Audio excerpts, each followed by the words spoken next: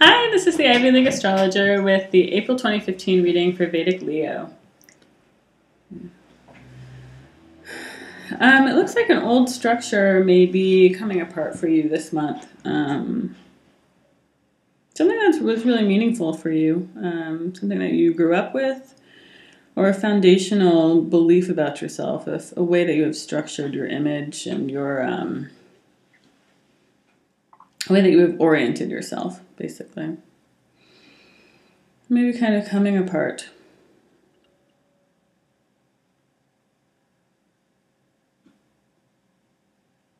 I feel like it just won't stand anymore.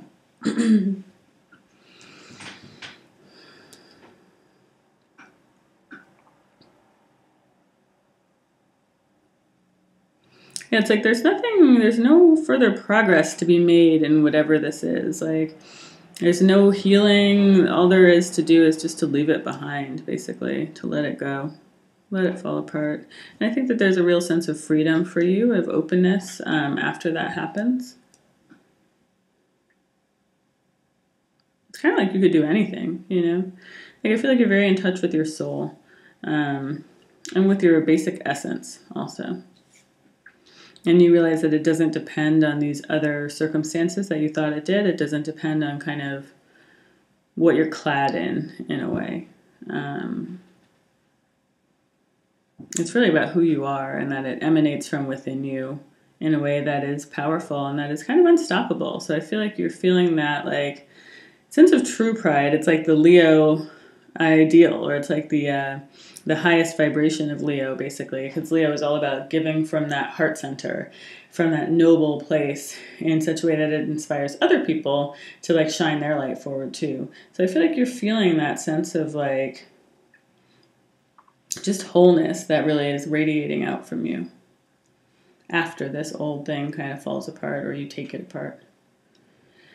Yeah, and it seems like you're on the right path to healing.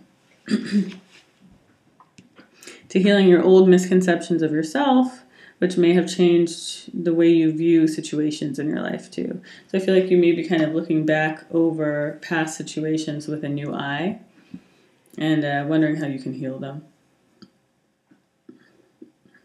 Or maybe also just coming together with people you care about a lot, who there has been, if not physical separation, like an internal separation, or just like an embattled landscape where you love them, but you don't feel able to approach them. You don't feel able to really be honest with each other. I think there's a coming together this month where you can get some of that out, you know, and really feel that like true bond between you and whoever else is involved in this. It may be just one other person, maybe a group of people, maybe your siblings or your parents. But it feels like there's an opportunity for coming together and for real communion. So kind of open up to that, allow that to happen.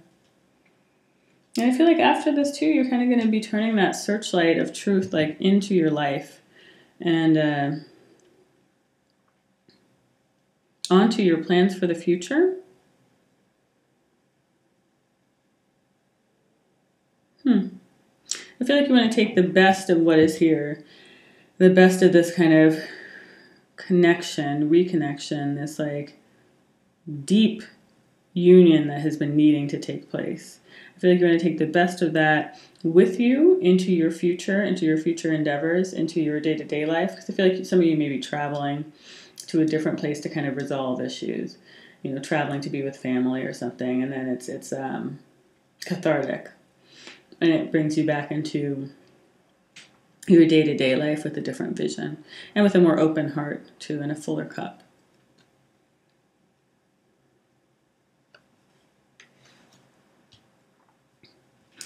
Yeah, and I think any changes you see might need to be implemented kind of after you have this movement, this first movement I'm talking about here.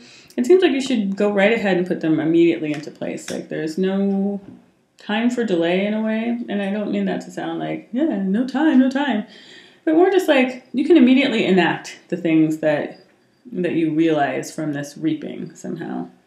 And I think it's there to help you open up to, yeah, again, there's a lot this month, but just getting out old demons, getting all this stuff out of your closet, you know.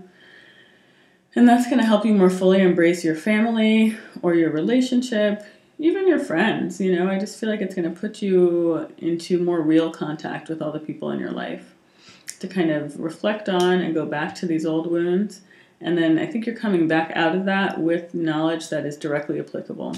So applying that knowledge is an important part of the healing. And I think this is going to be something you continue to work on for a while, because it's something that's really important to you and you want it to have a strong foundation. So yeah.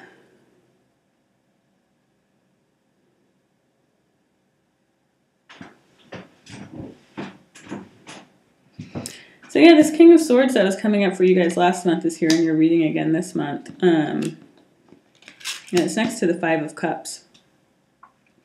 It's actually kind of sandwiched in between this like Eight of Pentacles, like working on it kind of card.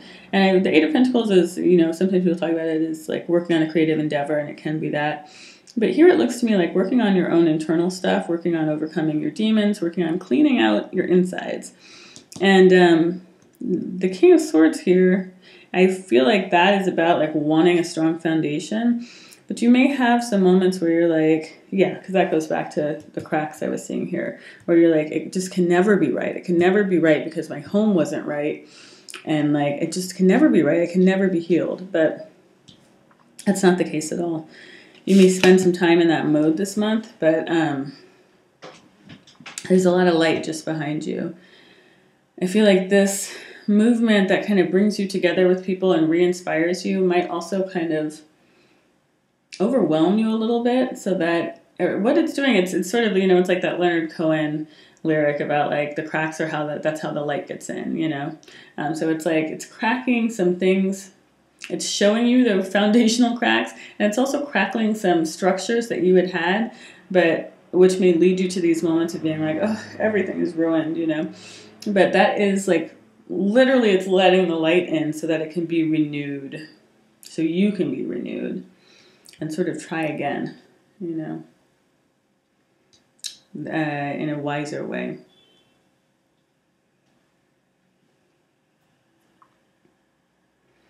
So it's okay if you feel a little bit bogged down this month too, or if your dreams feel like they're not quite ready to launch or something, or like, yeah, it seems like it's a time for a timeout. So as much as you can, kind of put aside all your doubts and just kind of open your heart to what is being offered to you.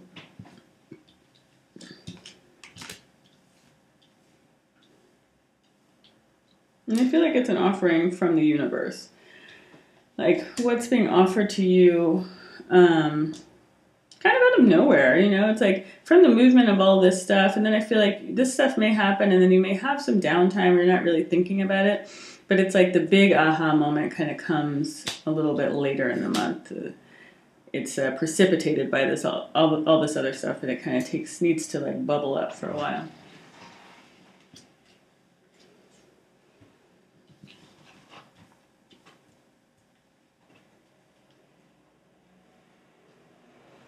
And for some of you, this may be about a wedding or an opportunity to bring family or people together.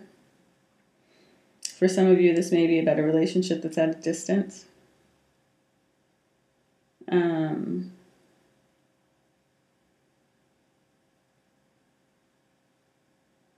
Or trying to figure out how tightly to tie the bonds, how tightly to bring people together. Whether it's okay that they're kind of separate or whether they need to be more closely bound. And this could be two sides of a family, or you and a friend that you've had, you know, static with, and like how much do you need to really be in how much of a union do you really need? So the advice here is to kind of not rush into making that decision. To kind of let it settle. Let things continue to precipitate. Because I think things are continuing to kind of fall out and come out. And that's all leading towards the balance that you need. But if you rush into it too much or try to push it too much or whatever, I think you could end up kind of losing the point of what you're aiming for, you know. But I see there is a lot of energy for like bringing people and things together in a way that is lasting this month. But again, it may take time.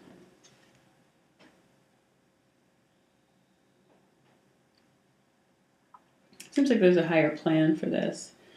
And there's a lot of things on both sides of the family tree, is kind of what I want to say, that need to be kind of regulated. Or a lot of little fires to put out. And it's like the smoke from those fires is kind of in the way of like the full completion that you want this month. But it'll clear. It's just a matter of like needing to attend to the things that need attending to in order for you to get to your happy ending, kind of, you know, which is definitely here for you. It's definitely here for you, but it's going to take work.